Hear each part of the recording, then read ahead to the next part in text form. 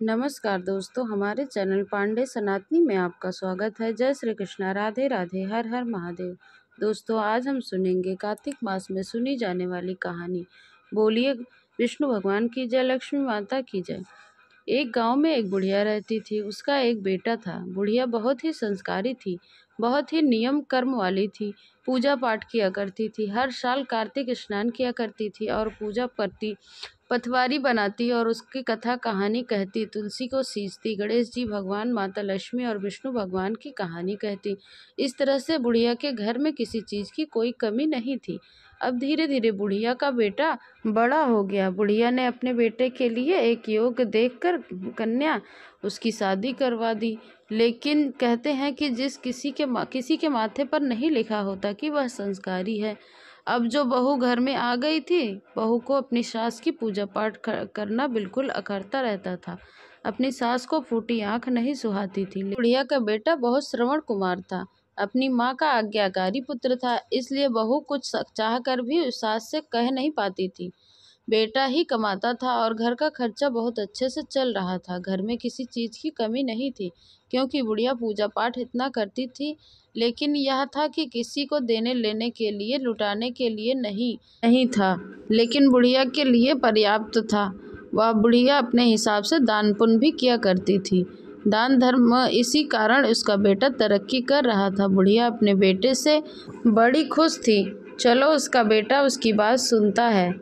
वह थोड़ी बड़बड़ारी थी। वह बड़बड़ा कर चुप हो जाती थी, क्योंकि अगर बेटा ही साथ नहीं देगा तो बहू तो सिर पर चढ़कर नाचेगी। उसका बेटा सही है तो बहू अपने आप ही सही रहेगी। अब धीरे धीरे समय बीता। कार्तिक का महीना आ गया। अब जो सास कहने लगी, बेटा मैं हर साल की तरह कार्तिक स्नान करती हूँ। तब उसका बेटा बोला, माँ आराम से गंगा स्नान करो। अब बुढ़िया माई हर साल कार्तिक स्नान करने लगी। अब धीरे धीरे समय बीता। घर में पोते पोती की किलकारियां गूंजने लगी। अब बुढ़िया माई बड़ी खुश थी कि बेटा उसका अपने घर परिवार का हो गया है, उसका भी घर पूरा हो गया है। मुझे जो अपना प्रभु भक्ति में अपना जीवन गुजारना चाहिए। अब बुढ़िया अपने बेटे से कहने लगी, बेटा मुझे हरिद्वार जाना है, मुझे जो चतुर्मास का स्नान करना है।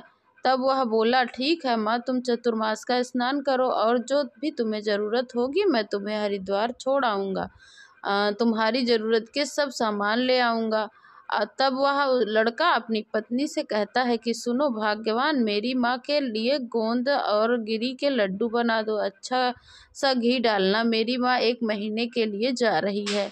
बहू ने जब यह सुना कि बुढ़िया के लिए गोंद गिरी के लड्डू बनाऊंगी, और उधर जो बहुत ही गरीब के घर की थी, उसकी माँ कोई पूजा पाठ नहीं करती थी, वह सोचने लगी कि सास के लिए गोंद और घी के लड्डू बनाऊंगी, क्यों ना अपनी माँ के लिए भी बनाऊं।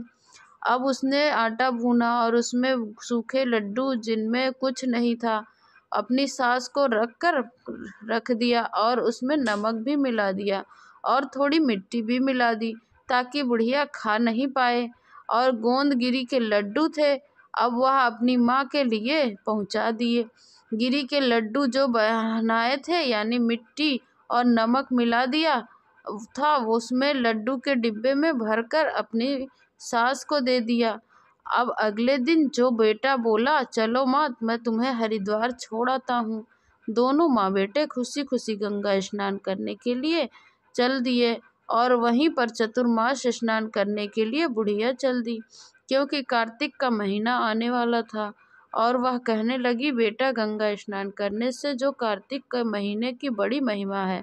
इस महीने में जो भी कार्तिक स्नान करता है उसको जन्म से सुधर जाते हैं, उसके घर में किसी प्रकार का कोई कमी नहीं रहती है। बेटा बड़ा प्रसन्न हुआ कि माँ मेरे लिए अच्छे कर्म के लिए माँ मेरी कामना करती है।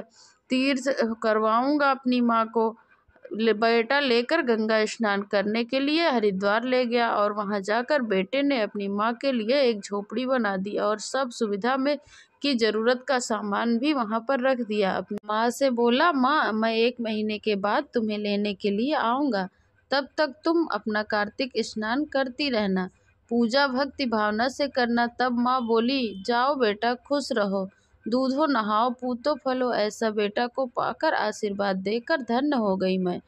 अब बेटा जो पड़ोसियों से कहकर कि मेरी माँ का ख्याल रखना, और घर आ गया, क्योंकि घर का काम वही देखता था। अगर वह कमाए नहीं तो घर का खर्चा कैसे चलेगा। माँ भी यह जानती थी, इसलिए 1 महीने के लिए माँ को हरिद्वार में रुकना पड़ा। बुढ़िया माई हरिद्वार में रहकर कार्तिक स्नान करने लगी।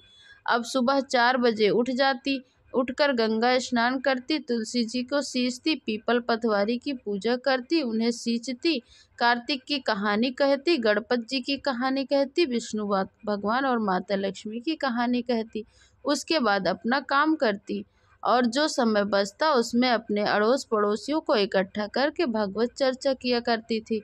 इससे सभी बहुत खुश थे, और धीरे धीरे समय भी बीत रहा था। बुढ़िया माई ने देखा कि जब जो बहू ने लड्डू दिए थे वह खाने के लिए लड्डू खोलती तो देखती है उसमें जो भी लड्डू थे गोंदगिरी के लड्डू बने हुए थे। बड़ी आशीष देने लगी, मेरी बहू ने कितना घी डालकर लड्डू बनाए हैं, क्योंकि कार्तिक भगवान की कृपा से वह गोंदगिरी के लड्डू एकदम अच्छे बन गए थे, जिसमें सब मेवा मिश्री पड़ा हुआ था। अब वह दिल ही दिल अपने बेटा बहू को आशीष देते हुए नहीं थकती थी कि मेरे बेटा बहू कितने अच्छे से मेरा ख्याल रखते हैं। धीरे धीरे समय बीत रहा था। कार्तिक माह के 4 दिन रह गए थे। एक दिन बुढ़िया माई झोपड़ी के रात को बैठी हुई थी, कीर्तन कर रही थी। सभी उसकी झोपड़ी पर जो दरवाज़ा था वह जोर से आहट हुई, और उसने दरवाज़ा खोलकर पूछा कि तुम कौन हो भाई। बाहर से आवाज़ आई कि बुढ़िया माई, मैं सावण हूँ। बुढ़िया माई मैं बोली, सावण हूँ? हाँ बुढ़िया माई, भूख लगी है? तब बुढ़िया माई बोली, आ जा बेटा, लड्डू खा ले। सावण की ये बात तो बड़ी महिमा है। महाशिवरात्रि आती है, कांवड़ लेकर आते हैं, भगवान भोलेनाथ को जल चढ़ाया जाता है। सावन महीने की बड़ी महिमा है, अपरंपार है। उसने एक लड्डू दिया और सावन ने खा लिया, और एक लात बुढ़िया की झोपड़ी में मारकर चला गया। बुढ़िया की झोपड़ी को गिरा दिया, सिर और सोने का बन गया। अब अगले दिन भादो आया। भादो ने कहा, बुढ़िया माई भूख लगी है। बुढ़िया माई बोली, कौन है? बोला, भादो हूँ, आज का बेटा। भादो से देखो तो भगवान श्री कृष्ण का जन्म मनाया जाता है। भादो में कितना अच्छा लगता है, कितने अच्छे से जन्माष्टमी आती है। तब वह बोली, हाँ बहुत अच्छा होता है, और उनको भी एक लड्डू दिया, उसने खा लिया। लड्डू देकर विदा किया। भादो ने एक लात मारी बुढ़िया की झोपड़ी में, तो बुढ़िया का झोपड़ी दूसरा कोना से भी सोने का हो गया। अब तीसरी रात थी। बुढ़िया भजन कीर्तन में थी। अब जो अश्वनी महीना आया तो उसने भी बुढ़िया माई का दरवाज़ा खटखटाया। बुढ़िया माई ने कहा, कौन है? तो बोला, मैं सौज, आपका बेटा। भूख लगी है तो लड्डू ले ले, खा ले। तो लड्डू खाया। कहा, अगले दिन अश्वनी महीना कितना पवित्र होता है, क्यों? पितृपक्ष और माता के नवरात्रे आते हैं। सब बुराई पर अच्छाई की जीत होती है। अब अश्वनी भी जो बुढ़िया माई की झोपड़ी पे एक लात मारकर बुढ़िया माई की झोपड़ी का तीसरा सिरा भी सोने का हो गया। अब चौथा दिन था, आखिरी दिन था, कार्तिक का दिन था। अब चौथे दिन कार्तिक आया। कार्तिक ने भी दरवाज़ा खटखटाया। बुढ़िया माई बोली, कौन आया है? बुढ़िया माई, मैं हूँ, कार्तिक। आ जा बेटा। कार्तिक का महीना कितना पवित्र होता है। दीपावली आती है, दशहरा आता है, कितने अच्छे से भगवान जी की पूजा होती है, और बुराई पर अच्छाई की जीत होती है। लोगों का यह जन्म भी सुधरता है। कार्तिक स्नान करने से परलोक में भी सुधर जाता है। लोगों के घरों में अन्न धन की भंडार भर जाते हैं। सब तरफ से त्योहार आता है, धनतेरस आता है, गोवर्धन आता है, और दीपावली की खुशियाँ लेकर आता है। अब बुढ़िया माई ने एक लड्डू कार्तिक को भी दिया। कार्तिक ने लड्डू खाया और खाकर विदा हो गया, और जाते टाइम उसने भी बुढ़िया की झोपड़ी पे लात मारा, तो बुढ़िया की पूरी झोपड़ी सोने की हो गई। अब बुढ़िया का कार्तिक स्नान पूरा हो गया, और वहाँ बुढ़िया ने अपने ब्राह्मणों को भोजन करवाया, क्योंकि जो अन्न धन का ढेर लग गया था, सोने की झोपड़ी हो गई थी। बुढ़िया के मन में जितना आया था उसने खूब दान पुण्य किया, और बेटे ने देखा कि अब 1 महीना हो गया है, मैं तो अपनी माँ को लेने जाऊँगा। पालकी सजाई, अपनी माँ को लेने के लिए चल दिया। जब वह हरिद्वार के नदी के गंगा के किनारे पहुँचा, जहाँ उसकी माँ झोपड़ी बनाकर आया था, वह देखा कि वहाँ झोपड़ी ही नहीं है, वहाँ तो सोने का महल खड़ा है। अब वह उसने पड़ोसियों से पूछा कि यहाँ मैं पर अपनी माँ को छोड़ गया था, अब वह कहाँ रहने लगी। अंदर चले जाओ, तुम्हारी माँ झोपड़ी के अंदर ही है। अरे यह झोपड़ी थोड़ी है, मैंने तो अपनी माँ को झोपड़ी के में घास फूस की झोपड़ी बनाई थी, उसमें अपनी माँ को छोड़ गया था। इतनी धार्मिक महिला है, भगवान की कृपा हुई है और उसकी झोपड़ी सोने की बन गई है। बेटा की खुशी का कोई भी ठिकाना ना रहा। वह बहुत खुश हुआ था। बेटा अंदर गया, अपनी माँ के पैर छुए। माँ ने आशीषों का झड़ी लगा दी, बोला कि माँ 1 महीना हो गया, कार्तिक स्नान पूरा हो गया, चलो अब घर चलो। वह बोली ठीक है बेटा, जितना वहाँ सोना चांदी भर गया है उतना तो उन्होंने अपने थैले में कट्टों में भर कर गाड़ी में लाद लिया, बाकी उन्होंने वहाँ पर रहने वाले लोगों को दिल खोल कर दान किया, जिससे कहते हैं कि जितना दान करो उतना ही भंडार और भरते हैं। यही बुढ़िया माई के साथ हुआ। अब तो बेटा गाजे बाजे के साथ अपनी माँ को विदा करा कर ले आ रहा था। जब वह अपने गांव में पहुंच गया तो गाजे बाजे की आवाज़ सुनते ही बहू के कान खड़े हो गए और सोचने लगी, ऐसी बुढ़िया कौन सी तीर मार कर आ रही है जो कि गाजे बाजे से लाया जा रहा है। लोगों ने सुना तो चर्चे होने लगे, अरे बुढ़िया माई तो सत के सवर के आ रही है, बड़े नियम कर्म वाली है, देखो कार्तिक भगवान ने कैसे उस पर कृपा बरसाई है। सब लोग बुढ़िया का गुणगान करने लगे। जब बहू के कानों में बात पड़ी तो वह सोचने लगी, ऐसा बुढ़िया माई ने क्या कर दिया है जो सब लोग बुढ़िया को गुणगान कर रहे हैं। एक पड़ोसन ने जाकर कहा, अरे बहू तेरी सास आ रही है, आरती की थाल सजा ले। कहने लगी, सास आ रही है तो कौन सा तीर मार कर आ रही है जो आरती की थाल सजा लूं। उसने कहा कि तेरी सास सोना चांदी भर कर ले आ रही है। अब तू बहू का आश्चर्य का ठिकाना नहीं रहा और ऊपरी मन से जैसे तैसे उसने थाल बनाया। उसके पति ने अपनी माँ को पालकी के घेर से रोकी और सास के अंदर से बहू तो कुड़ रही थी अंदर से, लेकिन फिर भी उसने अपनी सास की आरती उतारी। सास ने बड़ा आशीर्वाद दिया, दूधो नहाओ पूतो फलो। अब तो बुढ़िया को देखकर ही मन बहू को कुड़ने लगी थी कि ऐसी बुढ़िया ने क्या किया कि कहाँ से इतना सोना चांदी ले आई। बुढ़िया ने कहा कि मैं तो कार्तिक स्नान के लिए गई थी और इस तरह कार्तिक भगवान की कृपा से माई के पास ढेर सारा धन हो गया था। पर बुढ़िया माई की बहू के मायके वाले बहुत गरीब थे और बुढ़िया माई की बहू ने सोचा कि मेरा मायका इतना गरीब है, यह बुढ़िया कार्तिक के नहाई है तो सोना चांदी लाई है, अगली साल मैं भी अपनी माँ को कार्तिक स्नान के लिए हरिद्वार भेजूंगी और वह भी खूब सोना चांदी लाएगी तो मेरा भी मायका अमीर हो जाएगा और मैं भी अमीर घर की बेटी हो जाऊंगी। यही सोचकर बहू ने अपनी माँ को सारी बात बताई। धीरे धीरे महीना बीतने लगा। अगली साल फिर कार्तिक का महीना आया। अब बहू ने अपनी माँ के लिए बड़े गोंद के लड्डू बनाए, घी गूंद कर और सारी मेवा मिश्री डालकर एकदम घी का डब्बा भरकर अपने पति के बोली, जाओ मेरी माँ को गंगा स्नान करने के लिए हरिद्वार छोड़ आओ। मेरी माँ का स्नान करेगी। तो बुढ़िया के बेटे ने सोचा कि कोई बात नहीं, सास भी माँ के समान होती है, धर्म पुण्य के काम में तीर्थ कराना चाहिए, चलो इसी बहाने तीर्थ कर लेगी, अच्छा है। लेकिन बहू की माँ को धर्म कर्म में बिल्कुल रुचि नहीं थी, वह कोई धर्म कर्म करना नहीं चाहती थी, लेकिन बेटी के जोर देने से वह अमीर होने के लालच से जो गंगा स्नान करने के लिए तैयार हो गई। अब बुढ़िया माई का बेटा अपनी सास को लेकर नदी किनारे पहुंच गया, हरिद्वार किनारे पहुंच गया और वहां उसने अपनी माँ के लिए जैसे झोपड़ी बनाई थी वैसे अपनी सास के लिए भी झोपड़ी बना दी और कहने लगा अपनी सास से, माता जी आप यहाँ पर 1 महीना रुकना, मैं तुम्हें लेने आऊँगा, यहाँ पर रहकर गंगा स्नान कीजिएगा, कार्तिक के महीने में गुणगान करिएगा और कार्तिक के महीने की बड़ी महिमा होती है। कार्तिक के स्नान के लिए यहाँ पर भगवत भजन कीजिएगा, अपना समय काटिएगा। पड़ोसियों से कहकर बेटा तो वहाँ बुढ़िया माई को अपने घर पर छोड़ दिया और कहा कि बुढ़िया थी जो बहू की माँ कोई कार्तिक स्नान करती नहीं थी। मन मर्जी हुआ तो सोकर उठती और मन की मर्जी हुआ तो बनाकर खा लेती। जो लड्डू दिए थे गोंदगिरी के वह उन्हें खा लेती। मज़े से सोती रहती थी। कोई पूजा पाठ धर्म कुछ आदि नहीं करती थी। पड़ोसी सोचते पहले वाली बुढ़िया माई तो बहुत अच्छी थी, पूजा पाठ कर्म धर्म कर्म किया करती थी।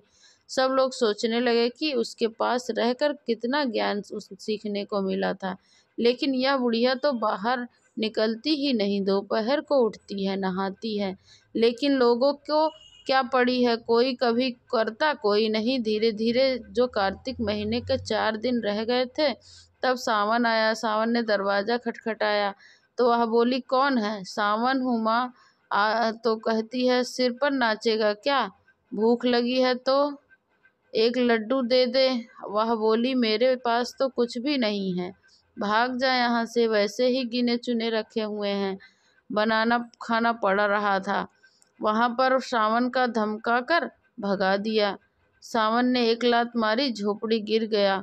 अब भादो आया। भादो ने अगली रात फिर दरवाज़ा खटखटाया। बुढ़िया माई सोती हुई चिल्लाने लगी, कौन है? दुष्ट आ गया। क्यों नींद खराब कर रहा है? कम से कम चैन से सोने तो दे। बोला, मैं भादो हूँ। भादो? मैं किसी भादो वादो को नहीं जानती हूँ। रास्ता नापो चुपचाप से, मुझे सोने दो। अगर नींद में खलन डाल देते हो। भादो बोला, भैया मैं भूखा हूँ। भूखा है तो फिर मैं क्या करूँ? मैंने कौन से यहाँ भंडारे चला रखे हैं? और भादो को भी वहाँ से भगा दिया। तीसरा दिन सौज यानी अश्वनी आया। तीसरी रात में उसने आकर अश्वनी से दरवाज़ा खटखटाया। बुढ़िया तो वैसे ही खार खाए हुए बैठी थी। दरवाज़ा मारा अश्वनी के मुंह पर देकर और कहने लगी, क्या है? अख मैया, भूख लगी है। भूख लगी है तो यहाँ क्या मैं तुम्हारे लिए भोग बना रही हूँ? भोग बनाने बैठी हूँ, क्या खिलाऊंगी? अपने लिए तो मेरे लिए खुद का ठिकाना नहीं है, जैसे तैसे बनाती हूँ। रोज़ देखो कोई ना कोई रात में आकर खड़ा हो जाता है, कभी कोई फरमाइश किया करता है, कभी कुछ कहता है। बैठी हूँ यहाँ आकर। अश्वनी भी चला गया, उसने भी बुढ़िया माई को लात मारी तो बुढ़िया की झोपड़ी गिर गई। अगली रात में कार्तिक आया। टूटी फूटी झोपड़ी में बुढ़िया कंबल ओढ़े लौट रही थी और ठंड लग रही थी। कार्तिक आया, उसने दरवाज़ा खटखटाया। अब बुढ़िया माई का गुस्सा चढ़ा हुआ था, डंडा लेकर बैठी थी। भाग यहाँ से, भाग यहाँ से। कार्तिक तो बोला भी नहीं पाया था कि उसने पहले ही बोल दिया, भाग जा यहाँ से, डंडे बजा दूंगी। पहले आए दुष्ट मेरी, जो झोपड़ी गिरा कर चले गए। अब तू आ गया है रात को आना। जैसे तैसे जाड़े के समय काट रही हूँ, बुढ़ापे में इनको बना कर रख दो। आकर भीख मांगेंगे। मांगने के लिए तरह तरह से बुढ़िया को डंडा लेकर कार्तिक के पीछे भागी भागी रहती थी। इस तरह बुढ़िया ने कार्तिक को भी वहां से भगा दिया।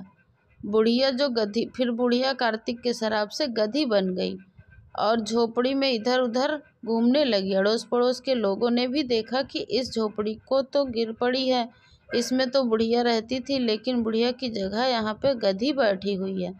अब कार्तिक का महीना समाप्त हो गया। अब बेटा अपनी सासू माँ को लिवाने के लिए हरिद्वार आ गया। हरिद्वार आया तो पड़ोस से पूछने लगा कि यहाँ मैं अपनी सासू माँ को छोड़ गया था, कहीं दिखाई नहीं दे रही हैं। पड़ोसी बोले, अरे दिखाई क्यों ना दे रही हैं, तेरे सामने ही बैठी हैं।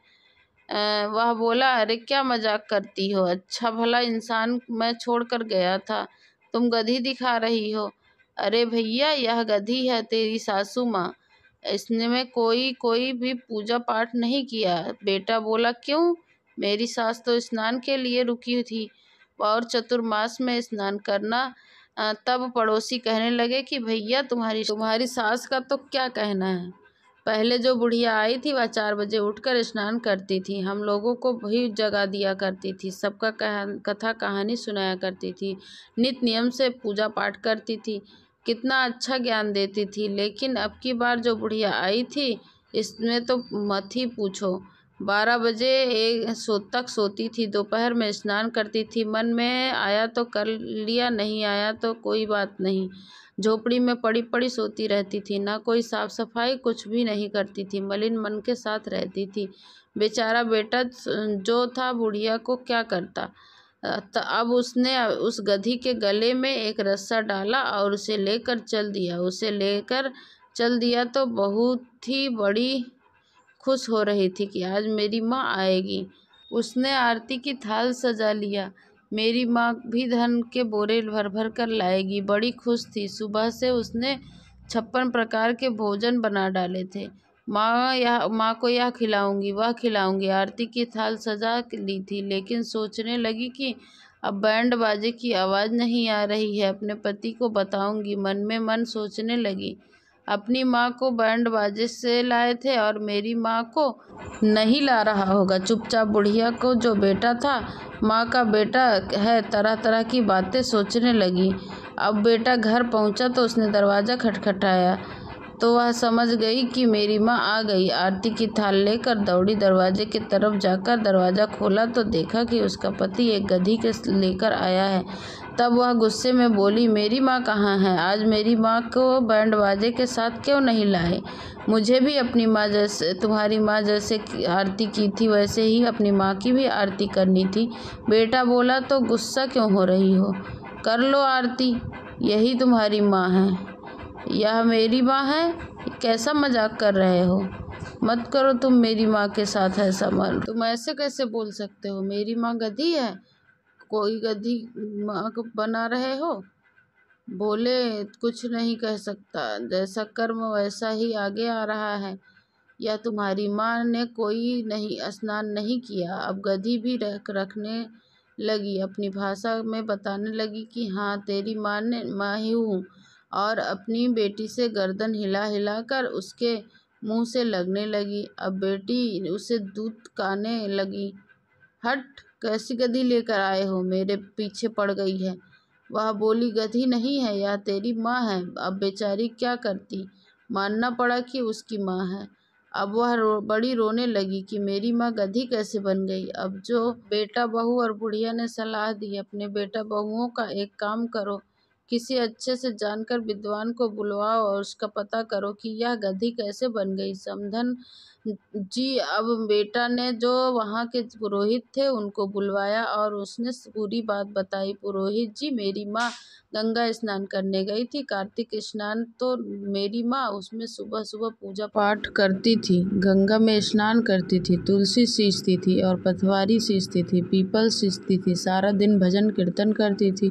भगवत कथा में उसका समय बीतता था, क्योंकि जैसा पड़ोसियों ने बताया था कि बेटा ने सब ऐसा ही बताया। पुरोहित जी ने कहा, अच्छी बात है बेटा। तब बोले, यह मेरी सास है। यह बोली, मुझे भी चतुर्मास का स्नान करना है और मैं अपनी सासू माँ को भी हरिद्वार ले गया, गंगा स्नान के लिए छोड़कर आया। कार्तिक का पवित्र महीना था, यह भी जो कर लेंगी और इनका भी जन्म सुधर जाएगा, यही सोचकर मैं अपनी सासू माँ को भी छोड़कर आया था।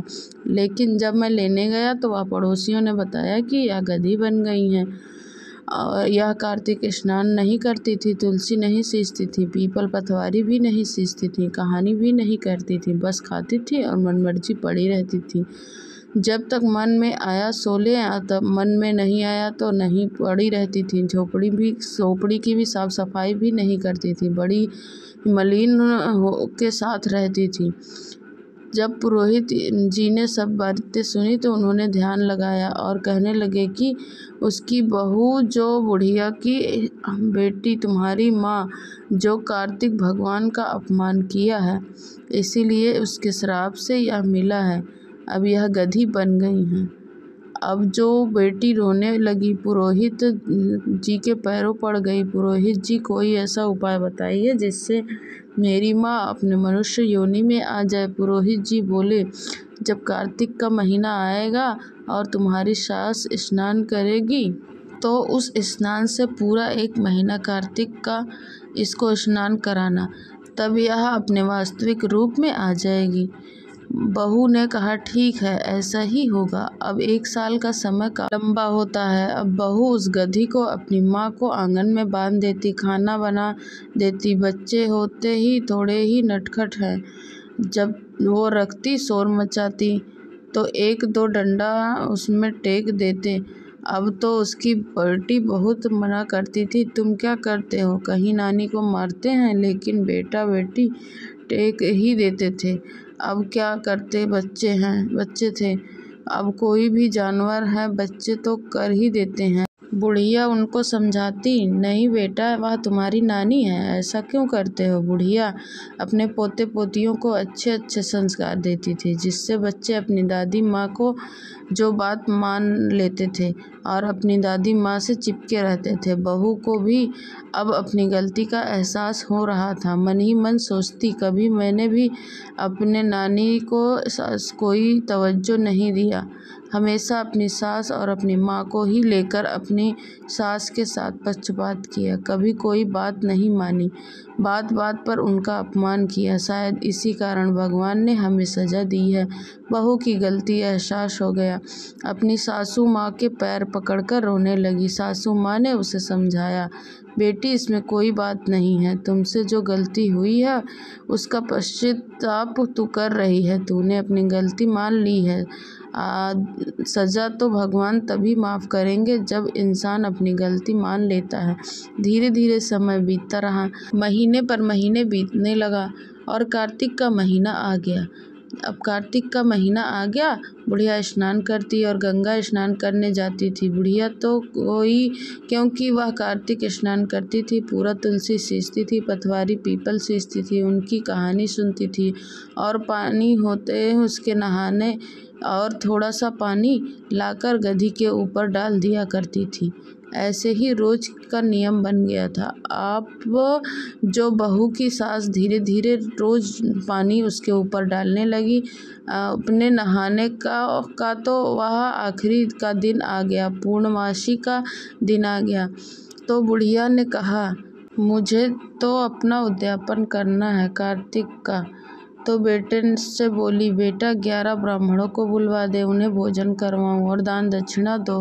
बेटे ने कहा, ठीक है माँ, अभी ब्राह्मणों को भोजन के लिए बुलाता हूँ। बेटे ने एक दिन पहले ही ब्राह्मणों को न्योता दे दिया। ब्राह्मण आए, घर में हवन कराया, पूजा हुई, कार्तिक का महत्म सुनाया और बुढ़िया नहाई और जो पानी नहाने का था वह गधी पर डाल दिया गया। कार्तिक का महात्म्य और कथा कहानी सुनकर और बुढ़िया के 1 महीने के नहाने के पानी से नहाते हुए गधी भी बहू की माँ के असली रूप में आ गई। अब उसने जो बुढ़िया के पैर पकड़ लिए और कहने लगी कि समधन जी मुझे माफ़ कर दो, मैं अज्ञानी मूर्ख हूँ, लालच के बल पे गई थी और तुम सत्य के बल पर गई थी। कार्तिक महीना का भगवान पर बहुत प्रसन्न होते हैं और मैं लालच में नहाई, मुझे यह सज़ा मिली है। अब आप जो कार्तिक स्नान हमें सच्चे दिल से किया करती हो, आप तो बुढ़िया के साथ साथ बुढ़िया की बहू और बेटा और बहू की सास भी, बहू की माँ भी कार्तिक स्नान करने लगी। अब बुढ़िया के गांव में बहुत मान सम्मान बढ़ गया। असली अड़ोसी पड़ोसी भी सब बुढ़िया की सलाह लेते थे। कार्तिक के समय बुढ़िया सबको कहानी सुनाया करती थी, सब लोग बुढ़िया माई की जयकारा लगाते थे।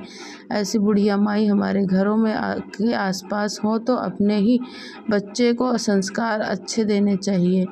अब जो सब कार्तिक मिलकर स्नान करने लगे, गांव गली के सब लोग बुढ़िया को देखकर कार्तिक स्नान करने लगे। वो कार्तिक की महिमा अपरंपार है। कार्तिक भगवान दामोदर राव, विष्णु भगवान, माता लक्ष्मी, कार्तिक मैया, तुलसी मैया, जैसे आपने बहू की माँ को ठीक किया, बुढ़िया पर कृपा बरसाई, बुढ़िया के बेटे पर कृपा बरसाई, वैसे सब पर बरसाना, सबकी मनोकामना पूर्ण करना।